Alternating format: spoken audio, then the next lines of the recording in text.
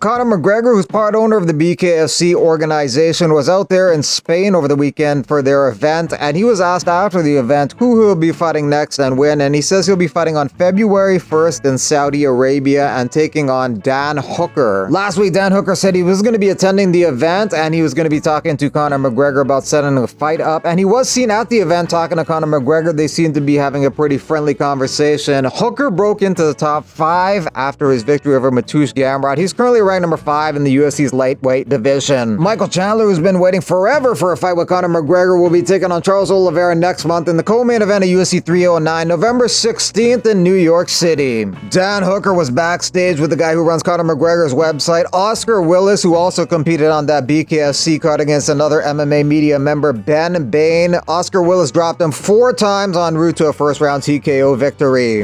That's the game. You know, sometimes you go out there and doesn't go your way. That's what happens. Man, hats off to Oscar. What a fight. And he came through, got it done in a big way. I'm so proud of him. I'm as bummed for me as I am proud of him, which is an interesting spot to be in. At the very end of the event, Conor McGregor was in a good mood, a very generous mood. He was happy with everything that went down, so he doubled the pay of the main event fighters. We're going to do bonuses, yes, for both these gentlemen, as well as a multitude of other people that fought on this card. But what we're going to do for these 2 gentlemen, as well as a bonus, is double their purse. They're getting double pay. That's it, straight. Well done, gentlemen. You're getting double pay and bonuses. Thank you for your service. Brandon Royval and Tyra won Fight of the Night for their main event over the weekend in the UFC Fight Night card. Well-deserved back-and-forth fight. It went down to the 5th round, and Royval took that round. Although Sal D'Amato is always a dissenting judge in a lot of these split decisions, and nothing ever seems to get done about it. Maybe he has dirt on the commission or something like that, but yeah, he's always on the wrong side of things, it seems. Clayton Carpenter won a performance bonus on the first fight of the night for his submission victory via rear naked choke over Lucas Rocha. Ramzan Tamirov got a performance bonus for his knockout victory over CJ Vergara. He fights with a lot of aggression and has a lot of power for a flyweight fighter. He's one to watch in the flyweight division. How far he'll go, I don't know, but the journey is definitely going to be entertaining. He fights like a psychopath maniac, and that's why he has a ton of first-round finishes. Aljamain Sterling thinks it's crazy that they wanted to close the flyweight division at one point. To think they wanted to cut this entire division is still nuts to me. Cardio, technique, some KOs, not sure what else people could want in a division. Dana threatened to shut the whole division down when Demetrius Mighty Mouse Johnson and him were not seeing eye to eye, and he was the champion, but they chose not to do that, and we still have it today. Sean Sharaf lost by 2nd round TKO to Junior Tafa. Thank you all for the messages. No excuses. Fatigue is a lack of preparation, and it won't happen again. Both those guys were exhausted going into the 2nd round. Sean Strickland was in the corner of Sharaf, but he didn't have any shoes with him.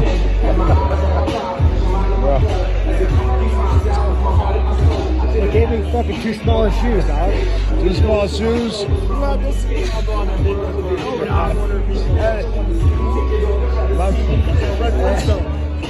Hey. Jared Gooden and Chidi Njokwani share a moment backstage after their fight. Gooden looks pretty good considering he took a tremendous amount of strikes during that fight. Chidi won a unanimous decision. Kai Asakura is getting the title shot in his UFC debut. That happened in the past when Gilbert Melendez made his UFC debut and got a title shot against Ben Henderson. That was after the UFC bought Strikeforce and merged the 2 organizations into one. Gilbert was the Strikeforce lightweight champion at the time, and they were trying to unify the belts. Ben Henderson won that fight. That was back in the days when the UFC was on Fox. The main event of UFC 310 is going to be Belal Muhammad versus Shavkat Rakhmonov. Interesting and competitive fight. Ilia Topuria has an interesting take on that fight. He thinks Shavkat Rakhmonov is going to win, and then he's going to lose to Kamaru Usman, who's once again going to become the welterweight champion. Belal versus Shavkat. But Belal, he's a fake champ. He's a fake. I think right now in the welterweight division, the one who will come back and will take the belt again, it's Kamaru Usman, in my opinion. Easy work for Usman.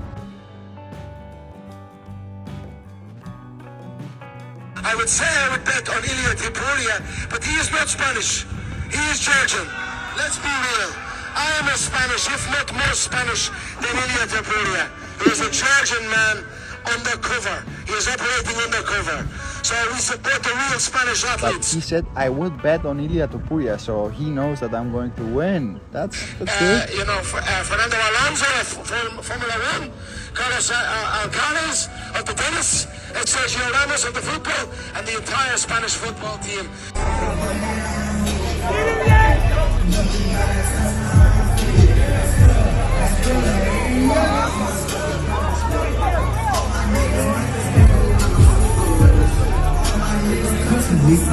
Saturday's card is headlined by a middleweight contest between Hernandez and Pereira. Co-main event is Font versus Kyler Phillips. That should be an interesting bantamweight contest. Charles Johnson versus Sumu Darji. Brady Heastan versus Jake Hadley. And kicking off the main card is Darren Elkins versus Daniel Pineda. One thing I like about Daniel Pineda is that he always wins fights by finish. He's been fighting 17 years now, and he's never won a fight via decision. 28 victories, 28 stoppages, 19 submissions, 9 knockouts. Ikram Alashkerov has fight news coming soon. He's coming off a loss to Robert Whittaker by knockout. Respect for him for taking that fight on short notice. Tough fight to take on short notice. Tough fight to take on long notice too.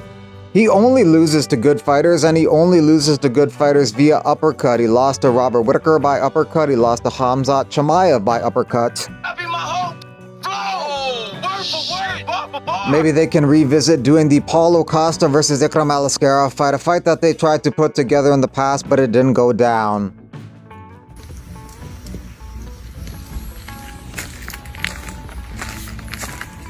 So as you guys know, I'm about to fight again.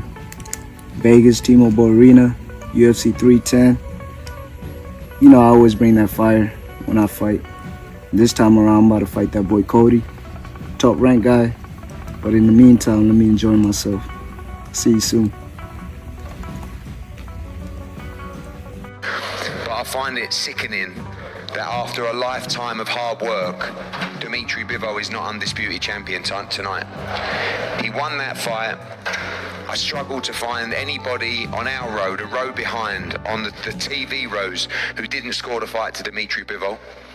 To find a judge give that fight 116-112 and give Dimitri Bivol 4 rounds in that fight, this judge should never work in the sport again.